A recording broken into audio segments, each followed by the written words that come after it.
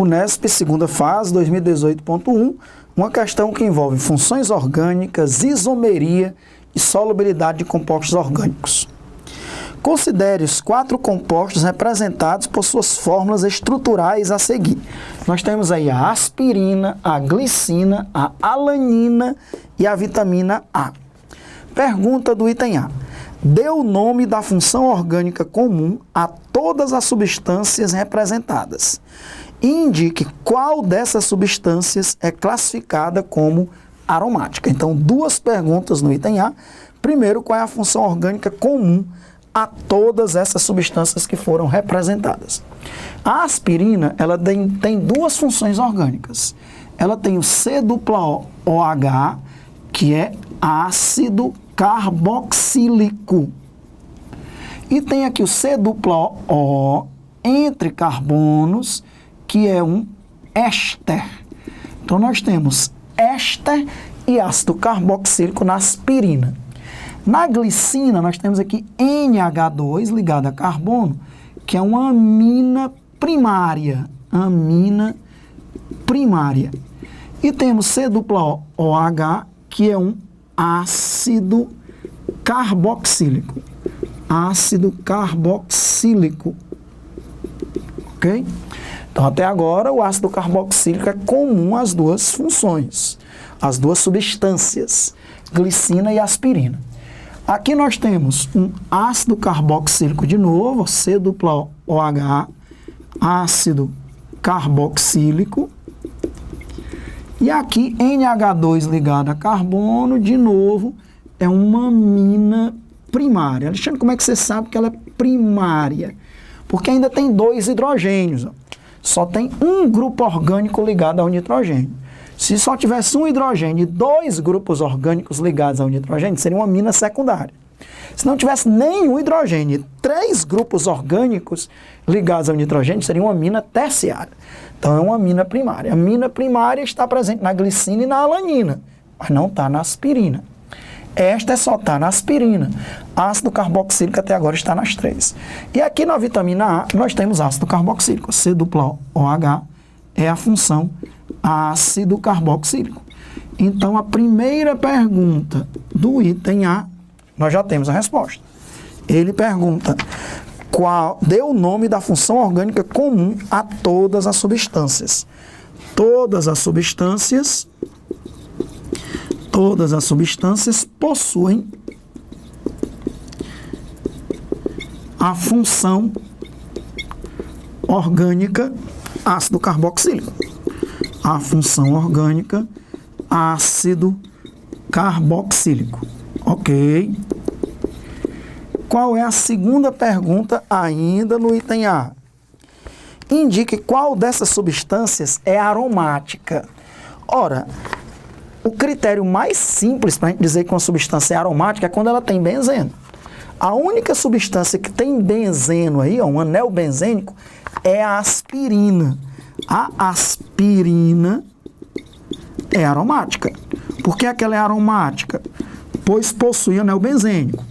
Pois possui um anel benzênico, um anel aromático, um anel benzênico. Aí eu aproveito para fazer um aprofundamento aqui para vocês. É lógico que existem substâncias aromáticas que não têm anel benzênico. Isso é um aprofundamento que eu sempre faço no meu curso. Existe uma famosa regra, que é a regra de Hickel. Essa regra de Hickel, ela é uma regra muito mais abrangente que serve para identificar qualquer composto aromático. É lógico que o benzeno é aromático, mas existem substâncias que têm características muito parecidas com o benzeno. Inclusive, os tipos de reações orgânicas são muito semelhantes às reações com benzeno. Então, o Hickel, ele organizou alguns critérios para dizer se uma substância é aromática. A substância tem que ser cíclica. Para ser aromática, ela tem que ser cíclica. Primeiro critério. Segundo, ela tem que ser plana. A substância tem que ser plana, para que haja deslocalização dos elétrons π. Todos os átomos do ciclo têm que ter hibridação sp2. Lembrando no benzeno. O benzeno é cíclico ele é plano e todos os carbonos do benzeno são sp2. sp2 é quando tem uma ligação dupla e duas ligações simples. Ok, outro critério, último critério a rigor. Ela tem que ter um número ímpar de pares de elétrons π. Cuidado, um número ímpar de pares de elétrons π. O benzeno tem quantos pares de elétrons? Pares de elétrons. Porque cada ligação π é um par de elétrons, né? Cada ligação π é um par de elétrons π. Quantos elétrons π tem no benzeno? Se eu lhe perguntasse, quantos elétrons π tem no benzeno? Pense para responder. Quantos elétrons π tem no benzeno? 6. 2, 4, 6. Quantos pares de elétrons π tem no benzeno? 3 pares, tá certo? Então aqui é o benzeno. É lógico que o benzeno é aromático, ele está de acordo com todos aqueles critérios lá, né? Então ele tem 3 pares de elétrons π. Substâncias que são cíclicas, planas, todos os átomos são sp2. E tiver ou um par, ou 3, ou 5, ou 7, são aromáticas, ok? Essa regra, ela pode ser traduzida de uma outra maneira. Você coloca 4n mais 2 igual ao número de elétrons π. Cuidado, não é mais o número de pares, é o número de elétrons π. E calcula o valor desse n. Esse n tem que dar inteiro, ou 0, ou 1, ou 2, ou 3, ou seja, se eu fosse aplicar essa regra para o benzeno, seria assim, ó, 4n mais 2 é igual ao número de elétrons π no benzeno. 2, 4, 6. 4n mais 2 igual a 6. 4n é igual a 6 menos 2, 4. Quanto é o n? 1. Se der inteiro, 0, 1, 2, 3, a substância é aromática. É lógico que ela tem que ser cíclica, plana, todos os átomos têm que ser sp2, e aí você olha para uma dessas duas regras, que é a mesma regra. Ou você conta o número de pares de elétrons π, que tem que ser ímpar, 1, 3, 5, 7, ou você coloca 4n mais 2 é igual ao número de elétrons π e o n tem que dar inteiro.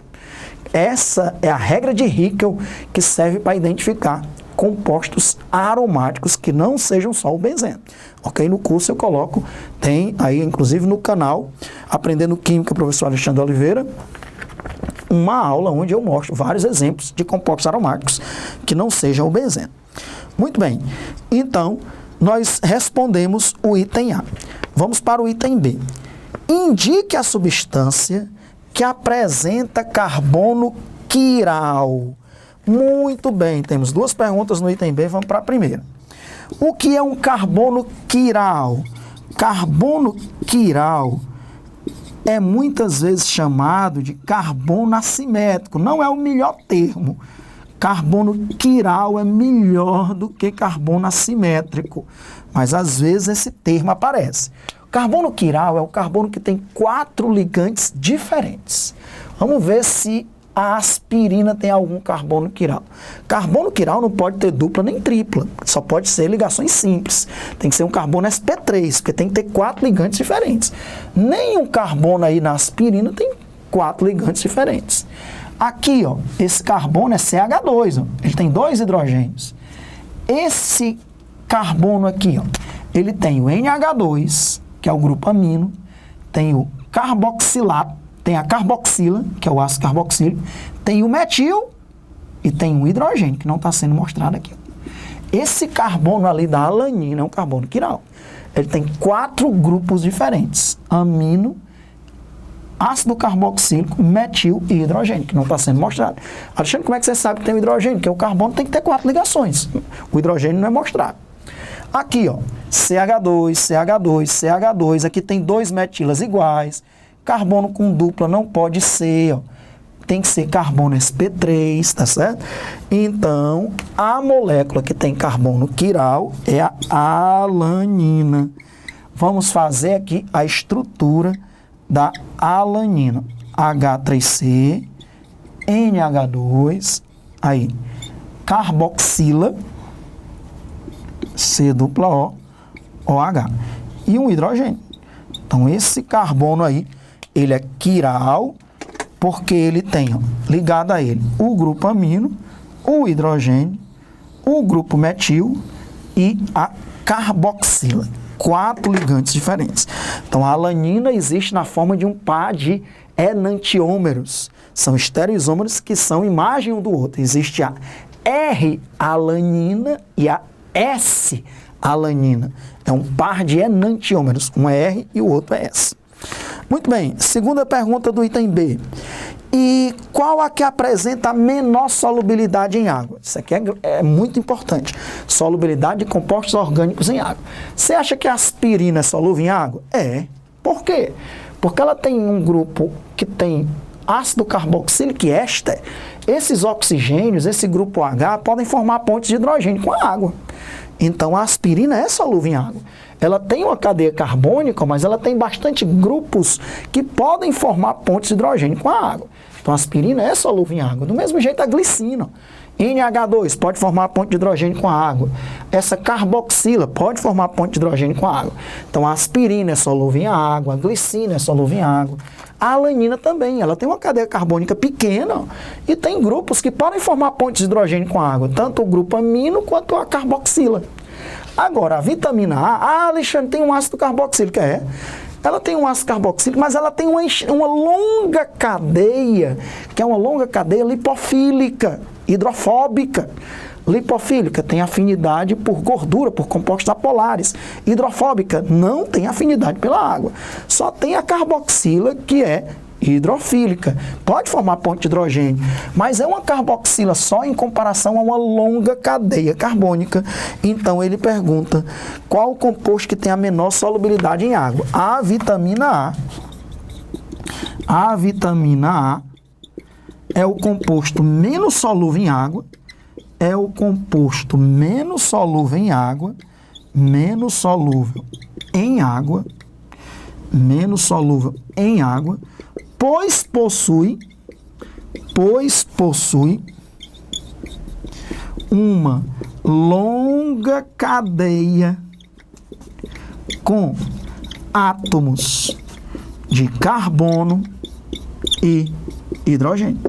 Só uma carboxila, essa carboxila para uma longa cadeia de carbono e hidrogênio faz com que a vitamina A seja pouco solúvel em água. Ela é pouco solúvel em água e bastante solúvel em solventes apolares, como por exemplo o hexano ou o benzeno. Se ela é pouco solúvel em água, ela é bastante solúvel em solventes predominantemente apolares. Lembrando que a água é um solvente predominantemente polar. E o ideal é que tenha grupos amino, carboxilas, hidroxila, pode ser um álcool também, para formar pontes de hidrogênio com a água, e aí o composto será bastante solúvel em água. E a cadeia carbônica não pode ser muito grande, porque carbono e hidrogênio não tem praticamente diferença de eletronegatividade. Então vai ser uma cadeia carbônica, é uma cadeia predominantemente apolar. Ok? Então, questão muito bonita, e veja que esse é o critério para a gente resolver questões. Não é só apressadamente, loucamente colocar a resposta, não. É fazer os aprofundamentos, é lembrar da regra de Hickel, é falar dos critérios de solubilidade, falar sobre estereoisomeria, um composto que tem um carbono quiral, ele existe na forma de um par de enantiômeros, onde um é a imagem especular do outro. Se um tiver a configuração do carbono R, o outro vai ser S, eles desviam a luz plano polarizada no mesmo ângulo, só que um é para a direita, é dextrógeno, o outro é para a esquerda, é levógeno. Então a gente sempre aproveita a questão para fazer aprofundamentos dos conceitos envolvidos. Questão muito bonita de química orgânica, essa questão da Unesp específica 2018.1, e ela está resolvida.